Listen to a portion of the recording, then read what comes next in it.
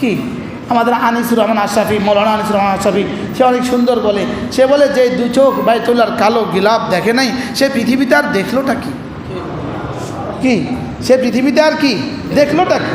বাইতুল্লাহর জন্য ভালোবাসা, বাইতুল্লাহর ভালোবাসা মূলত রবকে ভালোবাসা।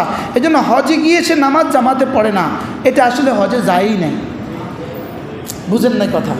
এই জন্য আমাদের আদিব শাহ হুজুর দামাত বারাকাতুহুম, হযরত মাওলানা আবু তাহের মেজবা দামাত বারাকাতুহুম, তিনি তার বিখ্যাত রচনা বাইতুল্লাহর মুসাফিরের মধ্যে লিখছেন, হে বন্ধু, তোমার হজ যেন হয় কোনো আল্লাহওয়ালার সঙ্গে। কি বলছি বলেন?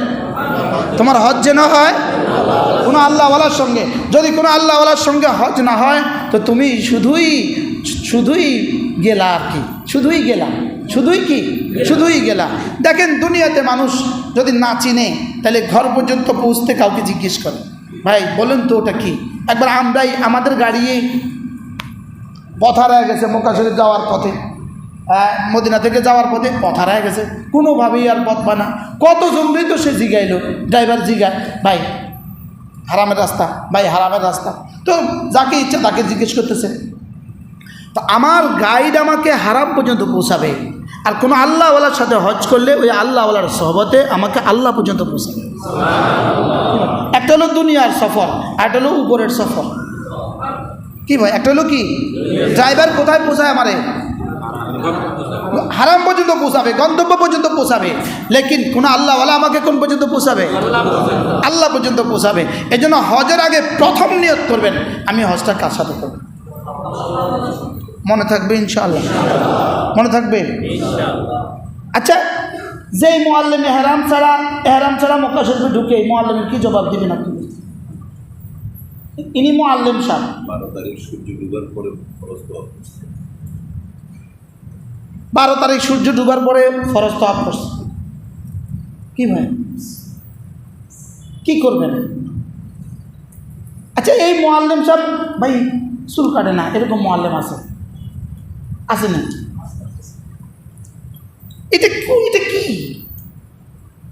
এটাকে কি বানায় নিছে? এই জন্য হজ করবেন কোনো হক্কানি রব্বানি আল্লাহওয়ালার সাথে। কি বলছি বলেন? মুখস্থ করেন। আর হজে যাওয়ার আগে নিয়ত করবেন, আমি হজে যাচ্ছি, আমি প্রতিটা নামাজ এমনভাবে আমার প্যাকেজ করব, আমি যেন প্রতিটা নামাজ হারামে পড়তে পারি। মনে থাকবে ইনশাআল্লাহ? যদি এটাতে মূলান কাজকি মাছের মতো মূলায় নিচে নামান, যত নিচে নামাবেন হারাম থেকে তত দূরে থাকবেন। কি বলছি বলেন তো? কথা কয় না। তত হারাম থেকে দূরে থাকবেন, আর হারাম থেকে যত দূরে যাবেন আপনি মূলত নামাজ থেকে তত দূরে থাকবেন। ওই যত মূলাবেন তত পাহাড়ের উপরে উঠবেন, কোথায় উঠবেন? পাহাড়ের উপরে উঠবেন।